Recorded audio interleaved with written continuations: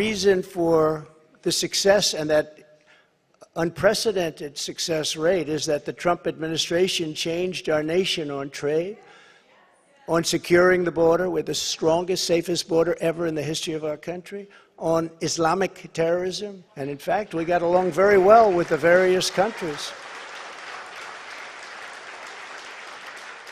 including coming up with the Abraham Accords. But it's because of cutting taxes and cutting regulations at the highest level ever, and on building the greatest economy. Any time in the history of the world, there's never been an economy like we had just 2 years ago. It's Trump's announcement that he's running for president in 2024. Liz Harrington is here. She is Donald Trump's spokesperson. Liz, how are you today? I'm great. How are you? No, I'm glad you're here. I'm doing good. I want to not talk to the Trump loyalists, right? Because they're sold. They'll vote for Trump no matter what. But I'd love you to talk to the Republicans who are ready to move on. You hear this term a lot. I just want to move on to DeSantis or whoever. And maybe people who love Trump, but just want to shop around a little bit during this primary again. So if you could sell us as to why Trump should be president again, and maybe we can spend this time to remind us the best of Trump. And maybe let's start with the economy. So what was the best of the Trump economy? Well, certainly it was the record that he put into place. I mean, in 2019, we had the best economic year in modern history. Wages were finally rising. The American people felt it. We had the most highest employment on record across all races, all genders.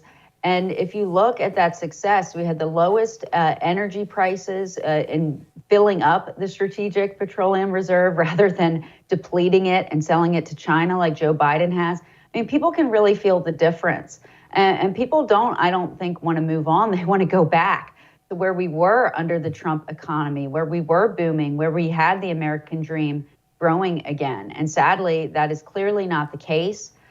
Today, the Biden regime is destroying our sovereignty. They're destroying our economy and our energy independence. So getting us energy independent, which President Trump did by sheer will. I mean, he didn't have hardly any help from Congress. Same thing with securing the border. He did that, which all politicians, it's funny, people say move on. What they're really saying is let's go back to the establishment politicians of the past who are all talk but no action. I mean, how many years did you hear politicians of both sides of the aisle promising energy independence? They never delivered. Donald J. Trump is the only one who delivered. He's the man who's gotten it done, knows how to fix it, and will do it again. I lust often as to what the economy would be today if it weren't for COVID, which is the thing that derailed that thriving economy like we've never seen before. So obviously, I'm a huge fan of what was in that regard, and also the tax cuts. I'll distinctly remember when he announced tax cuts and all these businesses were coming out and trying to beat each other as to how much we're raising wages by and how much we're increasing 401k contributions, and all the energy companies saying, here's how much we're gonna lower rates by just because of the tax cuts. It was awesome. I distinctly remember that. The counter, the rebuttal, I suppose, to that is that Trump didn't stop spending. And this should be a Republican principle, is to cut spending as well. But he had almost $4 trillion in additional deficits. What do you say to that? Well, remember, the budgets he put forth were actually the most fiscally responsible we've seen. And of course, Congress did not enact them. And so you really have to look at the leadership in Congress. Why did Paul Ryan, this was supposed to be his thing, right? Fiscal responsibility. And yet he did not take President Trump's recommendations for cutting spending. And they didn't do that. And then, of course, the Democrats took over after the 2018 midterms. But it's a huge priority. And President Trump has also explained in the past the way that we can get down the debt is by growth and prosperity. And that's exactly what he did. Better trade deals, bringing more into the Treasury, which he did so successfully by eliminating the trade deficit as well with many of these, with China, with Europe, and in these other countries getting these better trade deals. So there's a lot of ways we can combat this. Absolutely. I think cutting spending should be a priority. And we need the rest of the party to come on board with those priorities. And I think the people want that, and I think that's what they deserve. The thing that launched Trump right from the beginning was immigration. And he's the only one who had the courage to truly speak about immigration in a way that a majority of the American people really believe. Talking about the wall, the whole thing.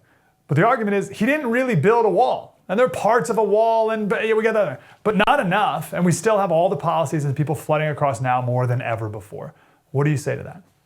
Well, it was all but finished. I mean, the equipment was actually already there. All it had to do was just be finished in a matter of weeks. And yet, unfortunately, this Biden regime on day one scrapped everything. It's really just a terrible thing for our country. They decided to end our sovereignty and open our border. And we had the most secure border in history under President Trump. And it wasn't just the wall, which, again, took time because he had no help from Congress. He was sued. The lawsuits took years delaying the project, but we did win and prevail. And we had, over 500 miles of wall go up, which is incredible with all the resistance that President Trump met. But it wasn't just that. It was getting Mexico to help secure our border. There were 25,000 troops securing our border from Mexico that President Trump negotiated. There was the Remain in Mexico policy that he came up with, which was a huge deterrent when you wouldn't have this floodgate, which Biden promised to just open, this utter lawlessness coming in with the total lack of respect for our laws and our asylum laws. We had the Remain in Mexico policy, which was a huge deterrent to people to not just break our laws. And of course, all these different things working together, we now have the worst secure border in history. It's unacceptable. It is tens of millions of people, and we cannot allow this to continue. Yeah, talk me off this, because I think the word is I'm frustrated. And I think a lot of people agree with me, where we thought this was like the number one thing Trump would take care of. And whether this was wishful thinking, because we didn't think about the actual process that it takes place with Congress and all the rest. But we're like, okay, we're going to elect Trump. Trump's going to go to office. We're going to shut down the border.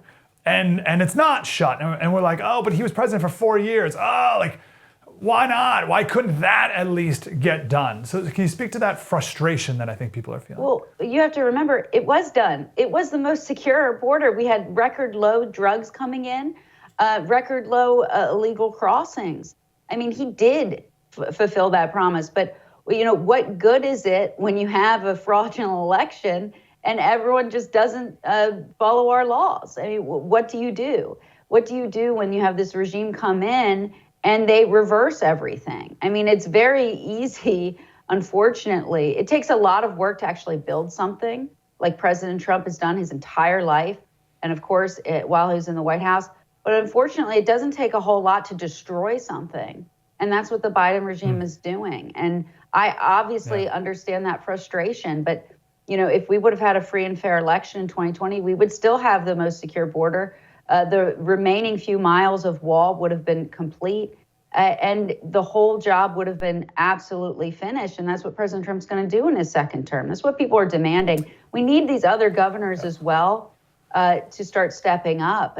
Abbott, I think, believe he did call an invasion finally, but we need these other governors to start working to stop this invasion, because it is out of control and it is so unfortunate, and it's really trying to destroy our country. Hey, thanks for watching that clip. If you want to see the whole clip and all the content we make for you, you can just go to thefirstTV.com and become a supporter today.